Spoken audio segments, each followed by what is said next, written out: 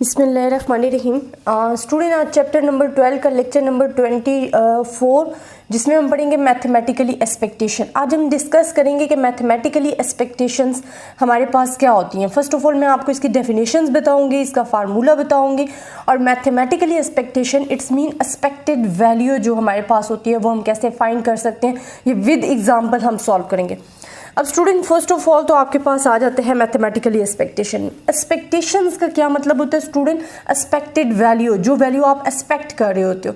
अब mathematically expectation क्या है? अगर हम कहते हैं कि हमारे पास एक्स वेरिएबल है, इस एक्सपेक्टेशंस में अगर कोई एक्स वेरिएबल है, मैं आपको लिख भी देती हूँ, एक्स एक रैंडम वेरिएबल है जिसमें हमारे पास जो वैल्यूज़ हैं x1 x2 सो ऑन हमारे पास xn तक हैं और इनके रिस्पेक्टिव हमारे पास प्रोबेबिलिटीज़ गिवन है। इनके रिस्पेक्टिव हमारे पास क्या गिवन है? इन्हीं की प्रोबेबिलिटीज़ गिवन है px1 px2 and so on pxn। तो जब हम इसको मल्टीप्लाई करते हैं इन बोथ को, तो जो हमारे पास एक्सपेक्टेड वैल्यू ऑफ x आती है उसको हम कहते हैं समेशन x एंड px। अब इसमें हमने स्टूडेंट क्या करना होता है कि x की वैल्यूज़ को और प्रोबेबिलिटीज़ ऑफ x को हमने मल्टीप्लाई करना होता है और उसका सम लेना होता है। मेजॉरिटी आपको ये रो वाइज भी किया हुआ मिला होता है, लेकिन अगर आप कॉलम वाइज करोगे तो आपके लिए आसानी हो जाती है। आपने इन दोनों को मल्टीप्लाई करके क्या लिखना होता है? इनका सम लेना होता है। जब आपके पास समेशन आ जाता है तो वो हमारे पास एक्सपेक्टेड वैल्यू हो जाती है। अब स्टूडेंट, एक्सपेक्टेड वैल्यू को आप कई दफ़ा म्यू से भी शो कर रहे होते हो, कि जो आपके पास एक्सपेक्टेड वैल्यू उसको मेजॉरिटी आप म्यू से भी शो कर रहे होते हो। तो हम क्या कहेंगे कि हमारे पास मैथमेटिकली एक्सपेक्टेशंस क्या है कि let a random variable x assume the values x1 x2 so on xn तक विद रिस्पेक्टिव प्रोबेबिलिटीज आपके पास गिवन है px1 px2 and pxn such that the sum of the probabilities is equals to 1। ये आपको पता है student, properties हम पढ़ चुके हैं कि सम ऑफ द प्रॉपर्टीज जो होता है वो ऑलवेज इक्वल्स टू 1 होता है in the discrete random variable में। सेकेंड प्रॉपर्टी में प्रीवियस लेक्चर में आपके साथ डिस्क्राइब कर चुकी हूँ। और जब आप इसे मल्टीप्लाई करते हो मैथमेटिकली एक्सपेक्टेशन जिसे हम एक्स से शो कर रहे होते हैं, एक्सपेक्टेड वैल्यू ऑफ एक्स से शो कर रहे होते हैं, ये हमारे पास मैथमेटिकल एक्सपेक्टेशंस का फार्मूला होता है जिसे हमने सॉल्व करना होता है। ये बहुत ही ईजी है स्टूडेंट, इसमें कुछ भी मुश्किल नहीं है।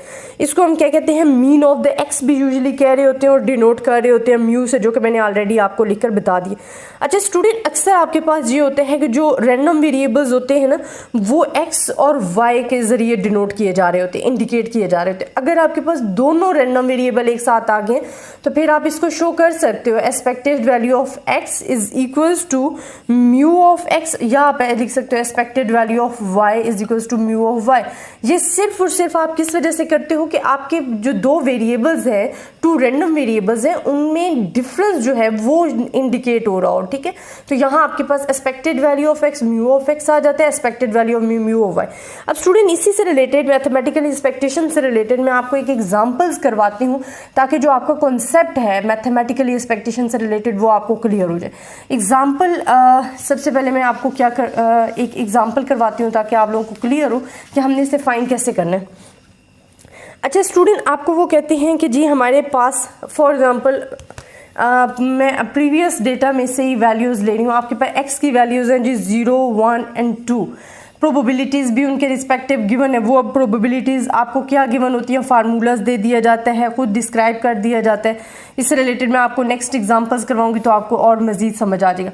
अगर आपको x की वैल्यूज़ भी गिवन है, उनकी प्रोबेबिलिटीज़ भी गिवन है और वो आपको कह रहे हैं कि जी आपने फाइंड करना है एक्सपेक्टेड वैल्यू ऑफ x और साथ में expected value of x square. तो स्टूडेंट, इसमें कुछ भी मुश्किल नहीं है। एक्सपेक्टेड वैल्यू ऑफ एक्स का फार्मूला हमने अभी पढ़ा है कि summation of x and P x है।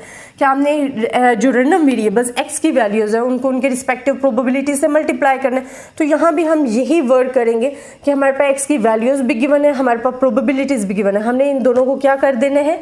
मल्टीप्लाई कर देना है। जब मल्टीप्लाई आप करोगे ये तो 0 के इक्वल आ जाएगा, ये 6/10 हो जाएगा और ये 2/10 हो जाएगा। जब आप इसे सम करोगे तो ये आपके पास आएगा 8/10। इट्स मीन कि आपके पास जो एक्सपेक्टेड वैल्यू आ रही है ना स्टूडेंट, वो 8/10 है। तो आपने यहाँ क्या लिखना है? इसका आंसर 8/10 आपके पास एक्सपेक्टेड वैल्यू ऑफ x या म्यू आ गया। अब आपको जब उन्होंने कहा कि जी हमने x ये फाइंड करना है ये expectations of x square, it's mean अब आपके पास x की जगह एक्स स्क्वायर वेरिएबल्स गिवन है और उसके रिस्पेक्टिव प्रोबेबिलिटी। तो यहाँ आपके पास सिंपल है, आप x का स्क्वायर लो। जब आप x का स्क्वायर लोगे तो आपके पास क्या आ जाएगा 0, 1 एंड 4, या आपने इन्हीं वैल्यूज़ का स्क्वायर ले लिया। अब आपने इसको मल्टीप्लाई करना है विद रिस्पेक्टिव टू प्रोबेबिलिटीज़, तो प्रोबेबिलिटीज़ के साथ आप मल्टीप्लाई कर दो। आपके पास क्या आएगा, फर्स्ट 0 आएगा, देन 6/10 आएगा, एंड देन आपके पास 4/10 आएगा। जब आप इसे सॉल्व करोगे तो ये आपके पास 10/10 आएगा इज इक्वल टू 1। अच्छा स्टूडेंट, ये ज़रूरी नहीं है कि expected value of x square का जो आंसर है वो आपके पास ऑलवेज इक्वल्स टू 1 है। ये तो बाई चांस आ गया, लेकिन ये कोई प्रॉपर्टी नहीं है, ना आपको इसमें मेन मेंशन याद रखना है, कोई मेन चीज़ याद रखनी है कि जी ये इज इक्वल्स टू 1 है। तो ये आंसर आपके पास आ गया। आई होप स्टूडेंट आपको मैथमेटिकली एक्सपेक्टेशंस का कॉन्सेप्ट कुछ समझ में आया होगा। इंशाल्लाह हम नेक्स्ट लेक्चर्स में इसकी मज़ीद एग्जांपल्स करेंगे ताकि आप लोगों का जो कॉन्सेप्ट है वो और क्लियर हो जाए। तब तक के लिए अल्लाह हाफिज़।